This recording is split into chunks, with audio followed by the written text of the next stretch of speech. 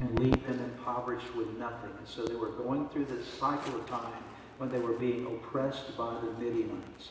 In the midst of this moment, this time, this season in their history, I want you to notice what happens in Judges chapter 6, because God shows up in a very interesting way as they're going through this very troublesome time. Judges 6, beginning in verse 11. Then the angel of the Lord came and sat beneath the great tree at Ophrah. That's not Oprah, that's Ophrah. You understand. Oprah, I don't think is in the Bible, but Ophrah is. Which belonged to Joash of the clan of Abiezer. Gideon, son of Joash, was threshing wheat. Very important. So we're now introduced to this gentleman. What's his name? Gideon. Son of Joash was threshing wheat. Very important. See what he was doing. Was threshing wheat at the bottom of a wine press to do what? Hide. To hide. To hide the grain from the Midianites.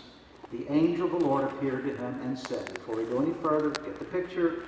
Here's all this terrible stuff going on in Israel. The Midianites are oppressing people, and Gideon, just to try to get a little bit of food for his family, gets a little bit of grain, goes up into a cave, and he's hiding, trying to thresh some grain out to make some bread for his family. So he's in a cave all by himself when an angel of the Lord came and sat down beneath the tree where Gideon was and calls on Gideon there in that moment. Isn't it good to know that God always knows where you are? You can be in the deepest, darkest cave. Listen, you can be in the deepest, darkest cave this morning. You can have pulled yourself back, and maybe you feel discouraged and oppressed by all kinds of things, and maybe you feel like you're in hiding some way in your life. But I want you to know that God knows your address. He knows exactly where you are today, and He knows what to do to come and find you in that situation. It's a great story just in that principle alone. Let's continue now and see what happens. Mighty hero, the Lord is with you. So the angel announces this to Gideon. Now I would like to stop there just for a moment and say how absurd it seems that God would say to a man in a cave, hiding in fear to make sure that his family is fed. It seems a bit unusual for the angel to say, mighty hero. Does he look like a mighty hero to you? Doesn't look like a mighty hero to me. He looks like a scaredy cat hiding in a cave. He looks like a guy that's worried about what's going to happen to him and what's going to happen to his family. But listen, God sees you differently than you see yourself. God sees your potential differently than you see your potential.